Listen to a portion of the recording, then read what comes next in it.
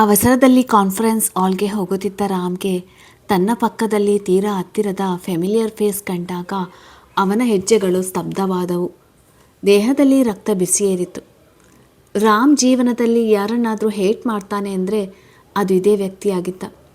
ಅವನ ಉಸಿರು ಸೋಕಿದ್ರು ರಾಮ್ಗೆ ಮೈ ಮೇಲೆ ಹಾವು ಹರಿದಂತಾಗುವುದು. ಅಸಹನೆಯಿಂದ ಮೊಗ ಬಿಗಿದು ಅವನನ್ನು ಇಗ್ನೋರ್ ಮಾಡಿ ಮೀಟಿಂಗ್ ಹಾಲ್ಗೆ ಹೋಗುವಾಗ ತನ್ನ ಮ್ಯಾನೇಜರ್ ಜೊತೆ ಮಾತಾಡುತ್ತಾ ಬರುತ್ತಿದ್ದ ಶರಣ್ ರಾಮ್ನನ್ನು ಗಮನಿಸಿ, ರಾಮ್ 1 ಮಿನಿಟ್ ಎಂದು ಬೇಗನೆ ಹೆಜ್ಜೆ ಹಾಕಿ ಬಂದ.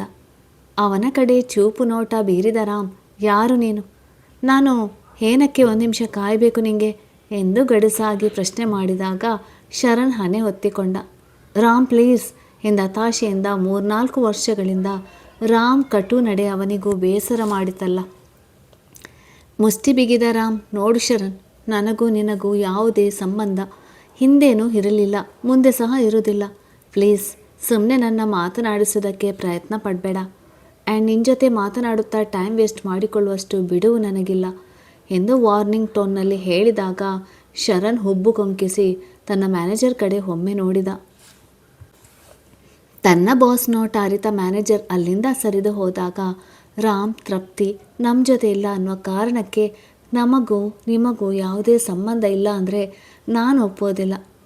ಇನ್ನು ನನ್ನ ತೃಪ್ತಿ ಮಗ ನಿಮ್ಮ ಮನೆಯಲ್ಲಿ ನಿಮ್ಮ ಆಶ್ರಯದಲ್ಲಿ ಇದ್ದಾನೆ, ಅದು ನಿನ್ನ ತಲೆಯಲ್ಲೇ ಇರಲಿ ಎಂದು ತಾನು ಸಹ ಗಡುಸಾಗಿ ಹೇಳಿದ. ಶರಣ್ ಮಾತಿಗೆ ತನ್ನಲ್ಲಿ ಉಕ್ಕುತ್ತಿದ್ದ ಸಿಟ್ಟನ್ನು ಕಂಟ್ರೋಲ್ ಮಾಡುತ್ತಿದ್ದ ರಾಮ್ ಕಣ್ಣುಗಳು ಕೆಂಪಾದವು. ನೋಟ ಇನ್ನಷ್ಟು ತೀಕ್ಷ್ಣವಾಗಿದ್ದು ಗಮನಿಸಿದ ಶರಣ್ಗೆ ತನ್ನ ಜೊತೆ ಮಾತಾಡಲು ರಾಮ್ಗೆ ಇಷ್ಟವಿಲ್ಲ ಎಂದರಿವಾದರೂ ತನ್ನ ಪಟ್ಟು ಬಿಡಲಿಲ್ಲವ. ರಾಮ್, ನೀನೀಗ ಇಷ್ಟೊಂದು ಸಿಟ್ಟು ಮಾಡಿಕೊಳ್ಳುವಂಥದ್ದು ನಾನು ಏನು ಹೇಳಿದೆ ಸತ್ಯ ಅಲ್ವಾ? ನಾನು ಹೇಳ್ತಿರೋದು ತೃಪ್ತಿ ಇಲ್ಲ ಅಂದ ಮಾತ್ರಕ್ಕೆ ನನಗೂ ನಿಮಗೂ ಇದ್ದ ಸಂಬಂಧ ಅಳಿಸಿ ಹೋಗುತ್ತಾ? ಒಂದು ವೇಳೆ ನನ್ನ ಜೊತೆಗಿನ ಸಂಬಂಧ ನಿಮಗೆ ಬೇಡ ಅನ್ನೋದಾದರೆ ಪ್ಲೀಸ್ ನನ್ನ ಮಗನನ್ನು ನನಗೆ ಕೊಟ್ಟು ಬಿಡಿ ಎಂದು ಸಲೀಸಾಗಿ ಹೇಳಿದವನ ಜೊತೆ ಇನ್ನೂ ತಾಳ್ಮೆಯಿಂದ ವ್ಯವಹರಿಸದೆ ಹೋದ ರಾಮ್ ಸಿಟ್ಟಿನಲ್ಲಿ ಅವನ ಕಾಲರ್ಗೆ ಕೈ ಹಾಕಿದ. ಸುಮ್ಮನೆ ಇದ್ದೀನಂತ ನಾಲಿಗೆ ತುಂಬ ಉದ್ದ ಮಾಡ್ತಿದ್ಯಾ ನೀನು? ಯಾವ ಮಗನ ಬಗ್ಗೆ ಮಾತಾಡ್ತಿದ್ಯಾ ನೀನು? ಯಾವ ಅಧಿಕಾರದ ಮೇಲೆ ಆರವ್ ನನ್ನ ಮಗ ಅಂತ ಹೇಳ್ತಿದ್ಯಾ? ಇನ್ನೊಂದ್ಸಲ ನನ್ನ ಅಕ್ಕನ ಹೆಸರು ನಿನ್ನ ಬಾಯಲ್ಲಿ ಬಂದರೆ ನಿನ್ನ ತುಂಡು ತುಂಡಾಗಿ ಕತ್ತರಿಸಿ ಹಾಕಿಬಿಡ್ತೇನೆ. ಅವಳ ಹೆಸರು ಹೇಳೋ ಯೋಗ್ಯತೆ ಸಹ ಇಲ್ಲ ನಿನಗೆ ಎಂದಬ್ಬರಿಸಿದ ರಾಮ್ನನ್ನು ಕಂಡು ಶರಣ್ ಗಂಟಲು ಒಣಗಿದಂತಾಯಿತು. ಹಿಂದೆಂದೂ ಅವನಿಷ್ಟು ಸಿಟ್ಟು ಮಾಡಿಕೊಂಡಿದ್ದು ನೋಡಿರಲಿಲ್ಲವೇನೋ. ಹೋಟೆಲ್ ಕಾರಿಡಾರ್ನಲ್ಲಿ ಓಡಾಡುತ್ತಿದ್ದ ಜನರೆಲ್ಲ ತನ್ನ ಕಡೆ ಒಂದು ರೀತಿ ನೋಡ್ತಿರೋದು ಕಂಡು ಶರಣ್ಗೆ ಅವಮಾನ ಆದಂತೆ ಆಯಿತು.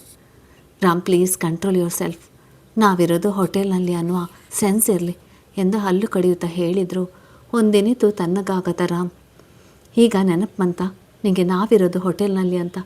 ಇನ್ನೊಂದ್ಸಲ ನನ್ನ ಮಗನ ಬಗ್ಗೆ ನನ್ನ ಅಕ್ಕನ ಬಗ್ಗೆ ನಿನ್ನ ಬಾಯಲ್ಲಿ ಒಂದೇ ಒಂದು ಮಾತು ಬಂದರೂ ನಿನ್ನ ಜೀವಂತ ಹೂತಾಕಿ ಬಿಡ್ತೀನಿ ಎಂದು ರೋಷದಲ್ಲಿ ತೋರು ಬೆರಳು ತೋರಿಸಿ ಎಚ್ಚರಿಸಿದ. ಅದನ್ನು ಕಂಡು ವ್ಯಂಗ್ಯವಾಗಿ ನಕ್ಕ ಶರಣ್ ರಾಮ್ ಕೈಯಲ್ಲಿದ್ದ ತನ್ನ ಕಾಲರ್ ಬಿಡಿಸಿಕೊಂಡು, ನೀನು ಗಂಟಲು ಕಿತ್ತು ಬರುವ ರೀತಿ ಆರವ್ ನನ್ನ ಮಗ ಅಂತ ಕಿರಿಚಿಕೊಂಡು ಸತ್ಯ ಸುಳ್ಳಾಗೋದಿಲ್ಲ ರಾಮ್. ಇವತ್ತಲ್ಲ ನಾಳೆ ಸತ್ಯ ಹೊರಗಡೆ ಬಂದೇ ಬರುತ್ತೆ.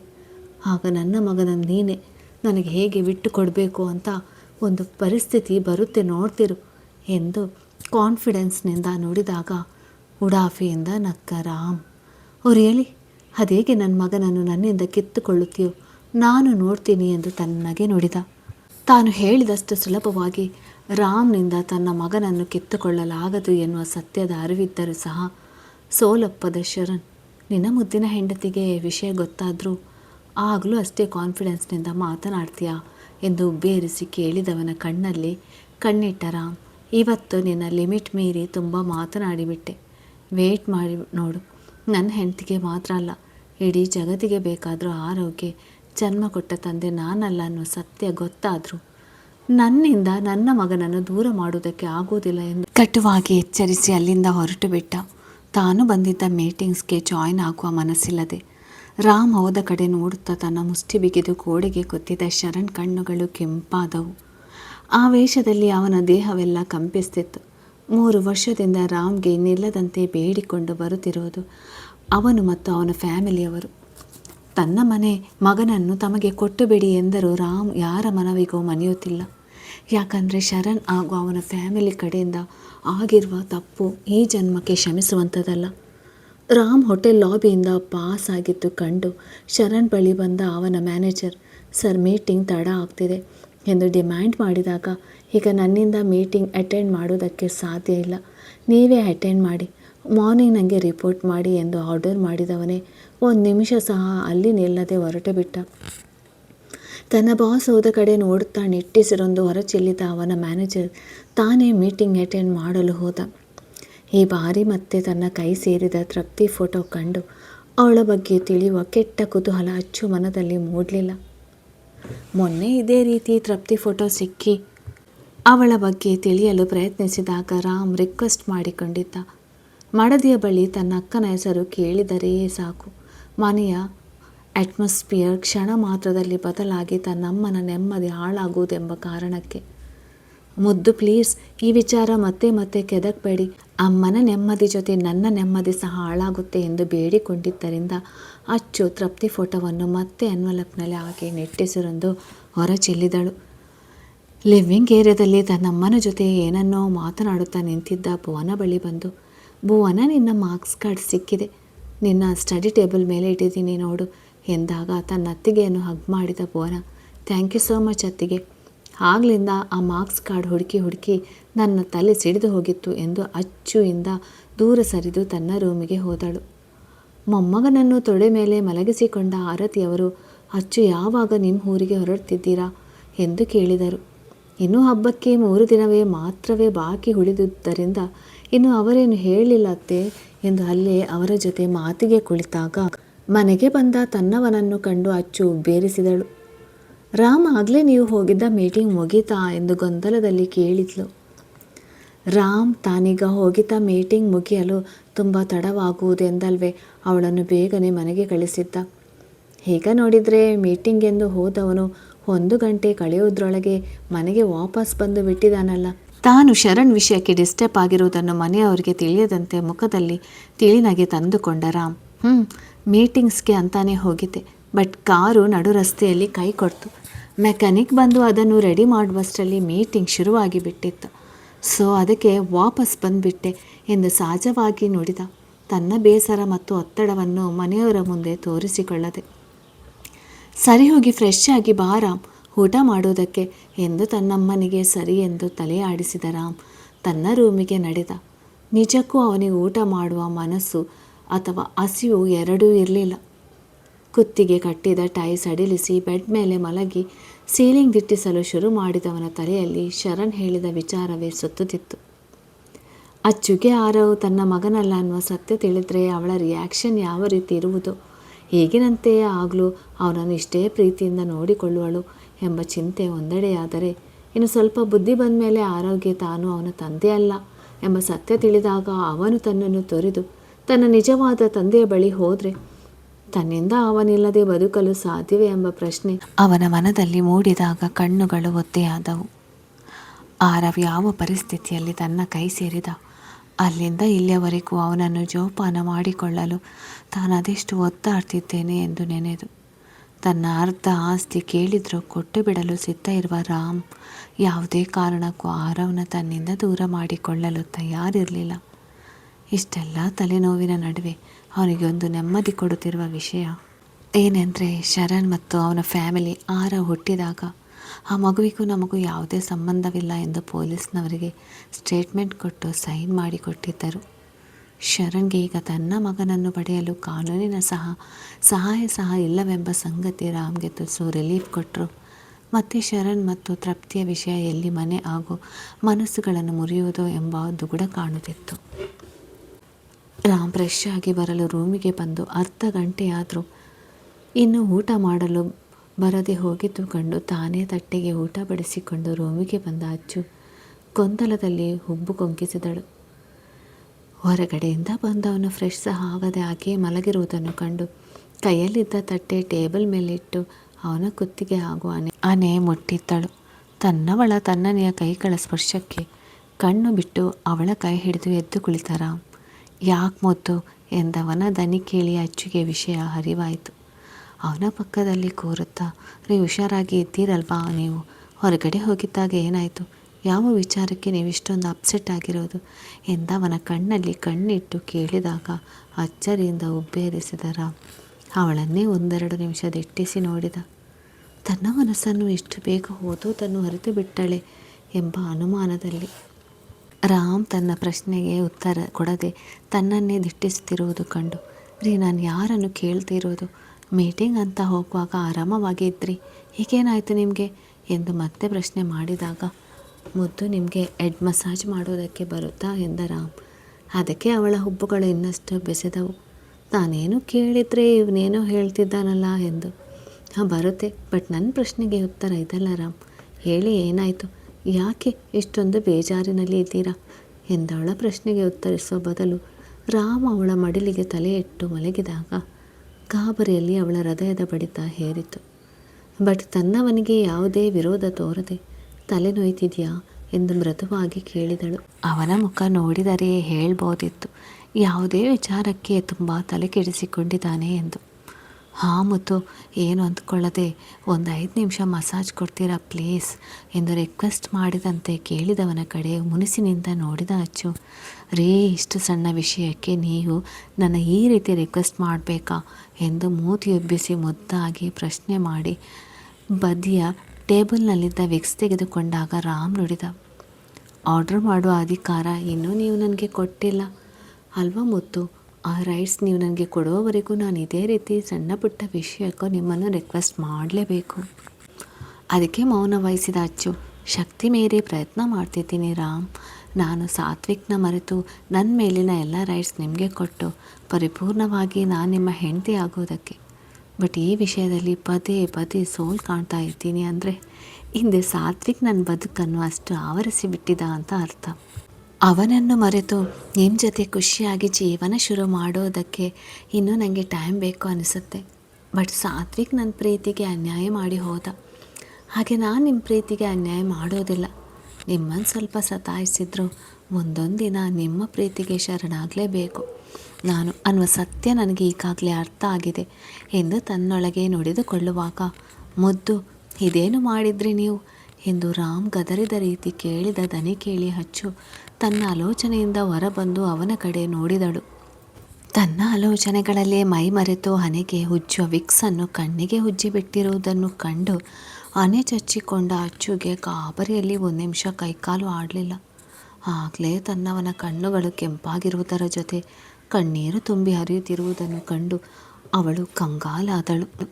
ರಕ್ತವರ್ಣವಾಗಿದ್ದ ಕಣ್ಣಿನಲ್ಲಿ ನೀರು ತುಂಬಿ ಹರಿಯುತ್ತಿರುವುದನ್ನು ಕಂಡು ಗಾಬರಿಯಲ್ಲಿ 1 ನಿಮಿಷ ಕೈಕಾಲು ಆಡಲಿಲ್ಲ ಅಚ್ಚುಗೆ. ರಾಮ್ ಕಣ್ಣುರಿ ತಾಳಲಾಗದೆ ಎದ್ದು ಕನ್ನಡಿ ಮುಂದೆ ಬಂತು ನಿಂತವನು ಟಿಶ್ಯೂಯಿಂದ ಕಣ್ಣೊರೆಸಿಕೊಳ್ಳುವಾಗ ಎಚ್ಚೆತ್ತು ಅವನ ಬಳಿ ಬಂದ ಅಚ್ಚು. ರಾಮ್ ಸಾರಿ, ನಾನು ಬೇಕು ಅಂತ ಹೀಗೆ ಮಾಡಿದಲ್ಲ ಎಂದು ಟಿಶ್ಯೂ ಕೈಗೆತ್ತಿಕೊಂಡು ಕಣ್ಣೊರೆಸಲು ಮುಂದಾದಾಗ, ಪರವಾಗಿಲ್ಲ ನಾನು ಹೊರಸ್ಕೊಳ್ತೀನಿ ಬಿಡಿ ಮುತ್ತು ಎಂದವನ ಕಣ್ಣಿನ ಜೊತೆ ಮುಖವೆಲ್ಲ ಕೆಂಪಾಗಿ ಹೋಗಿತ್ತು ಕಂಡು ಸಂಕಟದಲ್ಲಿ ಒದ್ದಾಡಿ ಹೋದಳು ಅಚ್ಚು. ರಾಮ್ ಪ್ಲೀಸ್, ನಾನು ಹೊರಸ್ತೀನಿ, ನೀವು ಕೈ ತೆಗೀರಿ ಎಂದು ರಿಕ್ವೆಸ್ಟ್ ಮಾಡಿದ ತನ್ನವಳ ಕಣ್ಣಿನಲ್ಲಿ ತೆಲುವಾಗಿ ನೀರಾಡಿದು ಕಂಡು ತನ್ನ ಕೈ ಪಕ್ಕಕ್ಕೆ ಸರಿಸಿ ಅವಳ ಮುಂದೆ ನಿಂತಾಗ ಮೃದುವಾಗಿ ಅವನ ಕಣ್ಣಿನ ಸುತ್ತ ಮೆತ್ತಿದ್ದ ವಿಕ್ಸ್ ತೊಡೆದ ಅಚ್ಚುಗೆ ಹೃದಯ ಹಿಂಡಿದಂತಾಯಿತು. ತನ್ನ ಸಣ್ಣ ಕೆಲಸದಿಂದ ರಾಮ್ ಹೊತ್ತಾಡುವಂತೆ ಆಗಿದ್ದು ಕಂಡು ಅವಳಿಗೆ ಸಂಕಟವಾಯಿತು. ಕಣ್ಣುರಿಗೆ ತುಟಿ ಬಿಗಿದು ನಿಂತಿದ್ದ ತನ್ನವನನ್ನು ಕಂಡು ಅನಾಯಾಸವಾಗಿ ಹುಕ್ಕಿದ್ದ ಕಣ್ಣೀರನ್ನು ತೊಡೆದು ಸಾರಿ ಎಂದು ತಲೆ ತಗ್ಗಿಸಿದಾಗ, ಇಟ್ಸ್ ಓಕೆ ಮುತ್ತು, ನೀವೇನು ಬೇಕಂತ ಮಾಡಿದಲ್ಲ ಅಲ್ವಾ, ಸೊ ಇಷ್ಟೊಂದು ಫೀಲ್ ಆಗಬೇಡಿ ಎಂದು ಕಣ್ಣುರಿಗೆ ಪಟಪಟನೇ ರೆಪ್ಪೆ ಬಡಿಯುತ್ತಾ ಕಣ್ಣೀರು ಇಳಿಯುತ್ತಿದ್ದ ಕಣ್ಣುಗಳನ್ನು ತೊಡೆಯುವಾಗ ತುದಿಗಾಲಲ್ಲಿ ನಿಂತು ಕೆಂಪಾಗಿದ್ದ ಕಣ್ಣಿಗೆ ಬಾಯಿಯಿಂದ ಗಾಳಿ ಊದುತ್ತಿದ್ದವಳಿಗೆ ಅದೇನೋ ಅನಿಸಿತು. ಏನೋ ಮೃದುವಾಗಿ ಅವನ ಕಣ್ಣಿಗೆ ತುಟಿಯೋರಿ ಏನೆಂದು ಮಾತನಾಡದೆ ಅವನನ್ನು ತಬ್ಬಿದಾಗ ಆಶ್ಚರ್ಯಚಕಿತನಾದ ರಾಮ್ ತನ್ನವಳು ತನ್ನೊಂದಿಗೆ ಇಷ್ಟೊಂದು ಸಲಿಗೆ ತೋರಿಬಿಟ್ಟಳೆ ಎಂಬ ಅನುಮಾನ ಅವನಲ್ಲಿ ಮೂಡಿತು. ಕಣ್ಣುರಿಗೆ ಮುಖ ಕಿವುಚುತ್ತಾ ತನ್ನವಳನ್ನು ಅಪ್ಪಿಕೊಂಡ ರಾಮ್, ಮುದ್ದು ನೀವು ಇಷ್ಟು ಸಣ್ಣ ವಿಷಯಕ್ಕೆ ಇಷ್ಟೊಂದು ಅಪ್ಸೆಟ್ ಆಗುವ ಅಗತ್ಯ ಇಲ್ಲ, 10 ನಿಮಿಷ ಕಳೆದರೆ ಸರಿ ಹೋಗುತ್ತೆ ಎಂದಾಗ ತಲೆ ಎತ್ತಿ ತನ್ನವನ ಮೊಗ ನೋಡಿದ ಅಚ್ಚು. ನಿಜವಾಗ್ಲೂ ರಾಮ್, ನಾನು ಬೇಕು ಅಂತ ಮಾಡಿದಲ್ಲ ಎಂದು ಅಸಹಾಯಕತೆಯಿಂದ ನುಡಿದವಳಿಗೆ ಸಣ್ಣದಾಗಿ ನಗೆ ಬೀರಿದ ರಾಮ್, ಮುದ್ದು ನೀವು ಬೇಕು ಅಂತ ಮಾಡಿದಲ್ಲ ಅಂತ ನಂಗೆ ಗೊತ್ತು. ಸೊ ಪ್ಲೀಸ್ ಈ ರೀತಿ ನೊಂದುಕೊಳ್ಳೋದು ನಿಲ್ಲಿಸಿ. ಆ್ಯಂಡ್ ನನಗೆ ನಿಮ್ಮ ಮೇಲೆ ಯಾವುದೇ ಸಿಟ್ಟು ಬೇಜಾರ ಇಲ್ಲ ಎಂದು ಮೃದುವಾಗಿ ನುಡಿದು ಸಮಾಧಾನ ಮಾಡುವ ಪ್ರಯತ್ನ ಮಾಡಿದ. ಅವನ ದನಿಯಲ್ಲಿ ಯಾವುದೇ ಬೇಸರ, ಅಸಮಾಧಾನ ಇಲ್ಲದಿರುವುದು ಕಂಡು ಕಣ್ಣೊಡೆದ ಅಚ್ಚು, ನನ್ನಿಂದ ಈಗ ನಿಮಗೆ ತಲೆನೋವಿನ ಜೊತೆ ಕಣ್ಣುರಿ ಬೇರೆ ಶುರುವಾಯಿತು. ಒಂದ್ಸಲ ಹಾಸ್ಪಿಟಲ್ಗೆ ಹೋಗಿ ಬಂದುಬಿಡಿ ರಾಮ್ ಎಂದು ಮನವಿ ಮಾಡಿದಳು. ಗಲ್ಲ ಎತ್ತಿ ತನ್ನವಳ ಮೊಗದಿಟ್ಟಿಸಿದ ರಾಮ್, ಇಷ್ಟು ಸಣ್ಣ ವಿಷಯಕ್ಕೆ ಹಾಸ್ಪಿಟಲ್ಗೆ ಹೋಗಿ ಬರಬೇಕಾ ಎಂದು ಕಣ್ಣು ಕಿರಿದಾಗಿಸಿ ಕೇಳಿದಾಗ, ಇದು ಸಣ್ಣ ವಿಷಯನ ನಿಮಗೆ ಎಂದು ಮುನಿಸಿನಿಂದ ಅವರಿಂದ ದೂರ ಸರಿಯುವ ಪ್ರಯತ್ನ ಮಾಡಿದಳು. ಬಟ್ ಅವಳ ಮೇಲಿನ ಹಿಡಿತ ಸಡಿಲಸದ ರಾಮ್, ಮತ್ತು ಇನ್ನೇನು, ನೀವು ದೊಡ್ಡ ಮನಸ್ಸು ಮಾಡಿದರೆ ಇಲ್ಲೇ ಈಗಲೇ ಮೆಡಿಸಿನ್ ಕೊಡ್ಬೋದು ಎಂದವನ ಮಾತಿನ ಅರ್ಥ ತಿಳಿಯಲಿಲ್ಲ ಆಕೆಗೆ. ಯಾವ ಮೆಡಿಸಿನ್ ಬಗ್ಗೆ ಮಾತನಾಡ್ತಿದ್ದೀರಾ ಎಂದು ಗೊಂದಲದಲ್ಲಿ ಕೇಳಿದಳು. ಅವಳನ್ನು ಇನ್ನಷ್ಟು ಸನಿಹಕ್ಕೆ ಎಳೆದುಕೊಂಡ ರಾಮ್, ಆಗಲೇ ಕಣ್ಣಿಗೆ ಕೊಟ್ರಲ್ಲ ಅದೇ ಮೆಡಿಸಿನ್, ಮತ್ತೆ ಕೊಟ್ರೆ ಎಂದು ಕಣ್ಣು ಮಿಟುಕಿಸಿದಾಗ ತಬ್ಬಿಬ್ಬಾದ ಅಚ್ಚು ಗಾಬರಿಯಲ್ಲಿ ಅವನಿಂದ ದೂರ ಸರಿಯುವ ಪ್ರಯತ್ನ ಮಾಡುತ್ತಾ, ರಾಮ್ ಮಗು ಎದ್ದು ಹಲ್ತಿದ್ದಾನೆ, ಬಿಡಿ ನಾನು ಹೋಗಬೇಕು ಎಂದು ತಡವರಿಸಿ ಹೇಳುವಾಗ, ನೋ ವೇ ಮುದ್ದು, ನಿಮ್ಮಿಂದ ನನಗೆ ಹರ್ಟ್ ಆಗಿದೆ, ಸೊ ಕಾಂಪನ್ಸೇಷನ್ ಕೊಡದೆ ನೀವು ಹೋಗೋ ಆಗಿಲ್ಲ. ಆ್ಯಂಡ್ ಕಣ್ಣುರಿ ತುಂಬ ಉರಿಯುತ್ತಿದೆ ಗೊತ್ತಾ ನಿಮಗೆ ಎಂದವನಿಗೆ ನಿಜಕ್ಕೂ ಕಣ್ಣಿಗೆ ಬೆಂಕಿ ಬಿದ್ದಂತೆ ಉರಿಯುತ್ತಿತ್ತು. ರಾಮ್ ಪ್ಲೀಸ್ ನನ್ನ ಇಷ್ಟೊಂದು ಗೋಳು ಹೊಯ್ಕೋಬೇಡಿ ಎಂದು ಸಣ್ಣ ದನಿಯಲ್ಲಿ ರಾಗ ಹಾಕಿದ ಹೆಣ್ಣಿನ ಕೆನ್ನೆಗಳು ಅದಾಗಲೇ ನಾಚಿಕೆಯಿಂದ ಬಿಸಿಯೇರಿ ಕೆಂಪಾಗಿದ್ದವು. ಅದನ್ನು ಗಮನಿಸಿ ನಸುನಕ್ಕ ರಾಮ್, ಸರಿ ಹೋಗಿ, ನಿಮಗೆ ನನ್ನ ಮೇಲೆ ಕಾಳಜಿನೇ ಇಲ್ಲ ಎಂದು ಮುಖ ಇಳಿಸಿ ಬೇಸರದಲ್ಲಿ ನಟಿಸಿ ಸ್ನಾನ ಮಾಡಿ ಬರಲು ಶರ್ಟ್ ಬಟನ್ ಕಳಚುವಾಗ ಅವನ ಮುಂದೆ ಬಂದು ನಿಂತ ಅಚ್ಚು, ಕಾಳಜಿ ಪ್ರೀತಿ ತೋರಿಕೆಯಲ್ಲಿ ಬರುವುದಲ್ಲ ರಾಮ್, ಮನಸ್ಸಿನಲ್ಲಿ ಇರೋದು ಎಂದು ತನ್ನೊಳಗೆ ನುಡಿದು ನಿಟ್ಟಿಸಿರೊಂದು ಹೊರಚೆಲ್ಲಿ ತುದಿಗಾಲಿನಲ್ಲಿ ನಿಂತು ಅವನ ಮೊಗ ಬೊಗಸೆಯಲ್ಲಿ ಹಿಡಿದವಳು ಅನ್ನವನ ಹಣೆಗೆ ಗಟ್ಟಿಯಾಗಿ ತುಟಿಯೂರಿ ಅವನಿಂದ ದೂರ ಸರಿದು, ಈಗ ನನ್ನ ಮೇಲಿರುವಷ್ಟೇ ಕಾಳಜಿ ನನಗೂ ನಿಮ್ಮ ಮೇಲೆ ಇದೆ ಅಂತ ಗೊತ್ತಾಯಿತು ಎಂದು ಪ್ರಶ್ನೆ ಮಾಡಿದವಳ ದನಿ ಕಂಪಿಸುತ್ತಿತ್ತು. ಹೃದಯ ಬಡಿತ ರೇಸಿಗೆ ಬಿದ್ದಂತೆ ಓಡುತ್ತಿತ್ತು. ಕಣ್ಣಿನಲ್ಲಿ ಸಣ್ಣ ನಾಚಿಕೆ ಸುಳಿದಾಡಿತ್ತು. ತನ್ನವಳಿಂದ ಸಿಕ್ಕ ಮೊದಲ ಮುತ್ತಿಗೆ ಹೃದಯ ಹುಬ್ಬಿ ಹೋದರೆ ದೇಹದಲ್ಲಿ ಮಿಂಚು ಸಂಚರಿಸಿದಂತಾಯಿತು. ರಾಮ್ಗೆ ಕಣ್ಣರಳಿಸಿ ತನ್ನವಳ ಕಡೆ ನೋಡಿದ ರಾಮ್, ಎಸ್ ಮುದ್ದು ಎಂದು ನಸುನಕ್ಕು ತಲೆಯಾಡಿಸಿದವನು ಹಣೆ ಕೆದರಿ ಅದೇ ಖುಷಿಯಲ್ಲಿ ಸ್ನಾನಕ್ಕೆ ಹೊರಟ. ಅವನು ಹೋದ ಕಡೆ ನೋಡುತ್ತಾ ಇಷ್ಟು ಹೊತ್ತು ಬಿಗಿ ಹಿಡಿದಿದ್ದ ಉಸಿರು ಹೊರತಪ್ಪಿದ ಹೆಣ್ಣಿನ ಮನವು ಬೇಸರದಿಂದ ಹೊಯ್ದಾಡಿತು. ತಾನು ಮಾಡಿದ್ದ ಕೆಲಸಕ್ಕೆ ರಾಮ್ ಕಣ್ಣಿನ ನೀರು ಸುರಿಯುತ್ತಿದೆಯಲ್ಲ, ಅದೆಷ್ಟು ನೋವು ಹಿಂಸೆ ಆಗ್ತಿದೆಯೋ ಏನೋ ತನ್ನ ಸಣ್ಣ ನಿರ್ಲಕ್ಷ್ಯದಿಂದ ಎಂದವಳಿಗೆ ಅನಿಸಿತು. ರಾತ್ರಿ ಎಲ್ಲರ ಜೊತೆ ಕುಳಿತು ಊಟ ಮಾಡುವಾಗ, ರಾಮ್ ನಿನ್ನ ಕಣ್ಣಿಗೆ ಏನಾಯಿತು ಎಂದು ಗಾಬರಿಯಲ್ಲಿ ಕೇಳಿದರು ಆರತಿಯವರು.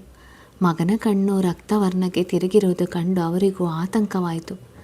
ಅಚ್ಚು ತಲೆ ತಗ್ಗಿಸಿ ಕುತ್ತಿಗೆ ಉಜ್ಜಿಕೊಂಡಳು.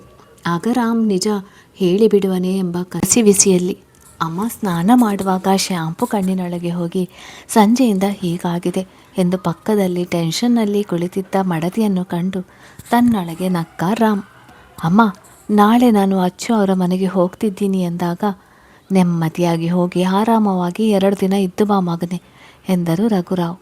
ಮದುವೆ ಆದಾಗಿನಿಂದ ಇಲ್ಲಿಯವರೆಗೂ ಅಚ್ಚು ತನ್ನ ತವರಿಗೆ ಹೋಗಿರಲಿಲ್ಲ. ಈಗ ಹಬ್ಬದ ನೆಪದಲ್ಲಿ ಆದರೂ 1-2 ದಿನ ಇದ್ದು ಬರಲಿ ಎಂದು ಅವರು ಹಾರೈಸಿದ್ದರು. ರಾಮ್ ಅಪ್ಪನ ಮಾತಿಗೆ ಒಪ್ಪಿದ್ದು ಕಂಡು, ಅತ್ತೆ ನಮ್ಮ ಜೊತೆ ಆರವನ್ನ ಕರ್ಕೊಂಡು ಹೋಗೋದಾ ಎಂದು ಸಣ್ಣ ಧ್ವನಿಯಲ್ಲಿ ರಾಗ ಹಾಕಿದಳು ಅಚ್ಚು. ಬೇಡ ಅಚ್ಚು, ಈಗ ನೀನು ರಾಮ್ ಹೋಗಿ ಬನ್ನಿ, ಏನೊಂದ್ಸಲ ಹೋಗುವಾಗ ನಿಮ್ಮ ಜೊತೆ ಆರವನ್ನ ಕರ್ಕೊಂಡು ಹೋಗುವಿರಂತೆ ಎಂದಾಗ ತನ್ನವಳ ಮೊಗ ಬೇಸರದಿಂದ ಇಳಿದದ್ದನ್ನು ಕಂಡು ರಾಮ್ ಸಮಾಧಾನ ಮಾಡಿದ. ಅಚ್ಚು ಈಗ ನಮ್ಮ ಜೊತೆ ಆರವನ್ನ ಕರ್ಕೊಂಡು ಹೋದರೆ ಹಬ್ಬದ ದಿನ ಇಲ್ಲಿ ಮನೆಯಲ್ಲಿ ಖಾಲಿ ಖಾಲಿ ಅನಿಸಿಬಿಡುತ್ತೆ. ಈಗ ಅವನನ್ನು ನಮ್ಮ ಜೊತೆ ಕರ್ಕೊಂಡು ಹೋಗೋದೇನೂ ಬೇಡ, ಮತ್ತೊಂದು ಸಲ ಖಂಡಿತ ಕರ್ಕೊಂಡು ಹೋಗೋಣ ಎಂದ ರಾಮ್. ಅವಳ ಜೊತೆ ಊಟ ಮಾಡುತ್ತಿದ್ದ ಮಗನಿಗೆ ತುತ್ತಿಟ್ಟ. ಅವರು ಮಾತನಾಡುತ್ತಿರುವ ವಿಷಯ ಏನೆಂದು ತಿಳಿಯದೆ ಹೋದರು.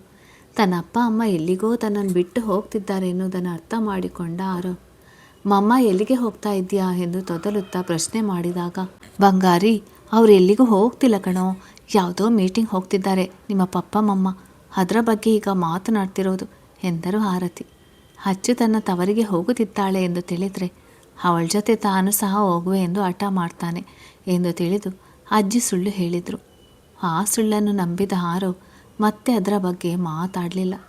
ಎಲ್ಲರೂ ಸಣ್ಣ ಪುಟ್ಟ ಮಾತಿನ ನಡುವೆ ಊಟ ಮುಗಿಸಿಕೊಂಡು ಮಲಗಲು ಹೋದರೆ ಅಚ್ಚು ತನ್ನ ಅತ್ತೆಗೆ ಅಡುಗೆ ಮನೆ ಕ್ಲೀನ್ ಮಾಡಲು ಸಹಾಯ ಮಾಡಿ ತದನಂತರವೇ ಮಲಗಲು ಹೋದಳು. ಲಿಂಗಿ ಆರೋಗ್ಯದಲ್ಲಿ ವ್ಯತ್ಯಾಸ ಆಗಿದೆ ಎಂದು ಸ್ವಲ್ಪ ದಿನದಿಂದ ಕೆಲಸಕ್ಕೆ ರಜೆ ಮಾಡಿದ್ದರಿಂದ ಅಚ್ಚುಗೆ ಕೆಲಸ ಹೆಚ್ಚಾಗಿತ್ತು. ಮರುದಿನ ಮಧ್ಯಾಹ್ನದ ಹೊತ್ತಿಗೆ ತನ್ನವನ ಜೊತೆ ಲಗ್ಗೇಜ್ ಹಿಡಿದು ಬಂದ ಅಚ್ಚು ಭುವನ ಹಾಗೂ ಅತ್ತೆಯನ್ನು ತಬ್ಬಿ ಹೋಗಿ ಬರುವುದಾಗಿ ಹೇಳಿದಾಗ ಖುಷಿಯಿಂದಲೇ ಅವರಿಬ್ಬರನ್ನು ಕಳುಹಿಸಿಕೊಟ್ಟರು. ತನ್ನವನ ಜೊತೆ ಹಬ್ಬಕ್ಕೆ ಎಂದು ತವರಿಗೆ ಬರುತ್ತಿದ್ದ ಅಚ್ಚು ಮನದಲ್ಲಿ ಹೇಳಿಕೊಳ್ಳಲಾಗದ ತಳಮಳವಿತ್ತು. ಕಳೆದ ಸಲದಂತೆ ಈ ಬಾರಿಯೂ ಮೀನಾಕ್ಷಿಯವರು ರಾಮ್ ಮುಂದೆ ತಮ್ಮ ನಾಲಿಗೆ ಹರಿಬಿಟ್ಟರೆ ಏನು ಮಾಡುವುದೆಂದು ತಿಳಿಯದೆ ತಮ್ಮ ಮಗನನ್ನು ಕಳೆದುಕೊಂಡಿರುವ ನೋವಿನಲ್ಲೇ ರಾಮ್ ಮನಸ್ಸಿಗೆ ನೋವು ಆಗುವಂತೆ ಮಾತಾಡಿದರೆ ಏನು ಮಾಡೋದು ಎಂದು ಚಡಪಡಿಸಿ ಹೋದಳು ಅಚ್ಚು. ಅವಳ ಮನಸ್ಸಿನ ಮೇಲೆ ಹಿಂದಿನ ಸಲ ಮೀನಾಕ್ಷಿಯವರು ಮಾತನಾಡಿದ ಮಾತುಗಳು ಅಷ್ಟು ಪರಿಣಾಮ ಬೀರಿದ್ದವು. ಮನದಲ್ಲೇ ಹಿಂದೆ ನಡೆದದ್ದು ಮುಂದೆ ಮರುಕಳಿಸದೆ ಇರಲಿ ಭಗವಂತ ಎಂದು ಬೇಡುತ್ತಾ ರಸ್ತೆ ನೋಡುತ್ತಿದ್ದಳು ಅಚ್ಚು. ತನ್ನವಳ ಮನದಲ್ಲಿ ಏನು ಓಡುತ್ತಿದೆ ಎಂದರಿವಿದ್ದ ರಾಮ್ ಅವಳನ್ನು ಅವಳ ಪಾಡಿಗೆ ಬಿಟ್ಟ. 3/4 ಗಂಟೆಯ ನಂತರ ರಾಮ್ ಕಾರು ಸಾತ್ವಿಕ್ ಮನೆಯ ಕಾಂಪೌಂಡ್ನೊಳಗೆ ನಿಂತಾಗ ಗಾಬರಿ ತುಂಬಿದ ಗೊಂದಲದಲ್ಲಿ ತನ್ನವನ ಮೊಗದಿಟ್ಟಿಸಿದ ಹೆಣ್ಣಿನ ಹೃದಯ ಅವಳ ಎದೆಗೂಡಿನಿಂದ ಕಿತ್ತು ಬರುವಂತೆ ಜೋರಾಗಿ ಹೊಡೆದುಕೊಳ್ಳುತ್ತಿತ್ತು. ರಾಮ್ ಏನು ಮಾಡಲು ಹೊರಟಿದ್ದಾನೆ ಎಂದು ತಿಳಿಯದೆ ಇದರ ಜೊತೆ ಅವರ ಕಾರು ತಮ್ಮ ಮನೆ ಮುಂದೆ ನಿಂತಿರುವುದು. ಮೀನಾಕ್ಷಿ ಅವರು ಏನಾದರೂ ನೋಡಿಬಿಟ್ರೆ ಊರು ಕೇರಿ ಒಂದಾಗುವಂತೆ ರಾದಂತ ಮಾಡಿಬಿಡುವರು ಎಂಬ ದಿಗಿಲು ಬೇರೆ ಅವಳಿಗೆ. ಮಡದಿಯ ಕಣ್ಣಿನಲ್ಲಿದ್ದ ಗೊಂದಲ ತುಂಬಿದ ಗಾಬರಿ ರಾಮ್ ಅರಿವಿಗೆ ಬಂದರು. ಕೇರ್ ಮಾಡದೆ ಬನ್ನಿ ಮುದ್ದು ಎಂದವನೇ ತಾನೇ ಮುಂದಾಗಿ ಕಾರಿನಿಂದ ಇಳಿದು ಸಾತ್ವಿಕ್ ಮನೆ ಬಾಗಿಲಿನಲ್ಲಿ ನಿಂತವನು ಮನೆಯಲ್ಲಿ ಯಾರಾದರೂ ಇದ್ದೀರಾ ಎಂದು ಕೂಗಿ ಕೇಳುವಾಗ ಟೆನ್ಷನ್ನಲ್ಲಿ ಅಚ್ಚು ಮೊಗದಲ್ಲಿ ಬೆವರೊಡೆಯಿತು.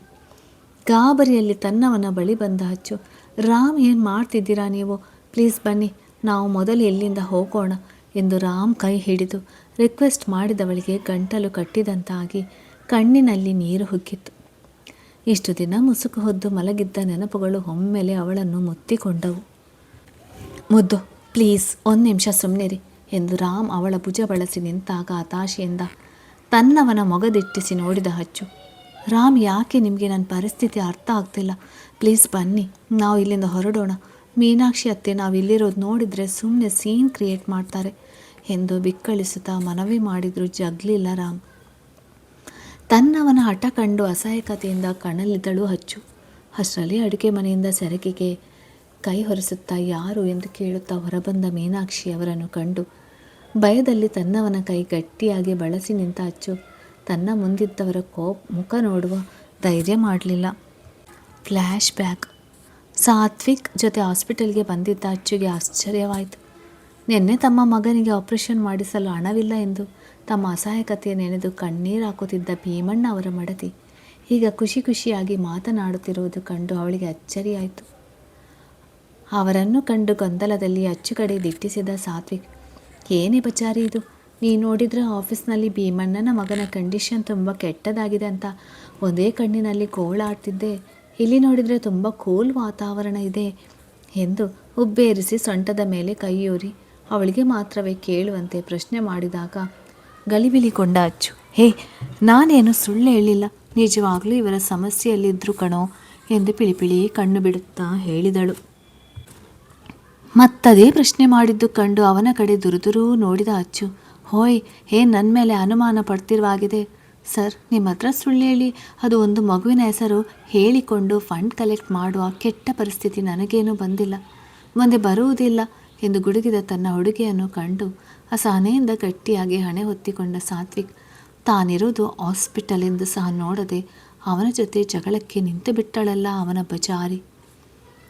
ಬಜಾರಿ ಪ್ಲೀಸ್, ನಾನು ನಿನ್ನ ಮೇಲೆ ಅನುಮಾನ ಪಡ್ತಿಲ್ಲ ಆ್ಯಂಡ್ ನೀನೇನು ಅಂತ ನನಗೆ ಚೆನ್ನಾಗಿ ಗೊತ್ತಿದೆ. ಸೊ ಇಲ್ಲಿ ಆಗಿರೋದೇನು ಅಂತ ನಾನು ಕೇಳ್ತಾ ಇರೋದು ಎಂದು ಗದರಿದಾಗ ಮೂತಿ ಆಚೀಚೆ ಮಾಡಿದ ಹುಡುಗಿ, ನನಗೂ ಅದೇ ಗೊತ್ತಾಗ್ತಿಲ್ಲ, ಬಾ ನನ್ನ ಜೊತೆ ಭೀಮಣ್ಣನನ್ನೇ ಕೇಳೋಣ. ಅವರ ಮುಖದಲ್ಲಿರುವ ಸಮಾಧಾನ ನೆಮ್ಮದಿನ ನೋಡಿದರೆ ಯಾರೋ ಅವರ ಮಗನಿಗೆ ಆಪರೇಷನ್ ಮಾಡಿಸೋದಕ್ಕೆ ಹೆಲ್ಪ್ ಮಾಡ್ತಿದ್ದಾರೆ ಅನಿಸುತ್ತೆ ಎಂದವಳು ಅನುಮಾನದಲ್ಲೇ ಅವನ ಜೊತೆ ಭೀಮಣ್ಣನ ಬಳಿ ಬಂದಿದ್ದಳು. ಕತೆ ಮುಂದುವರಿಯುತ್ತದೆ.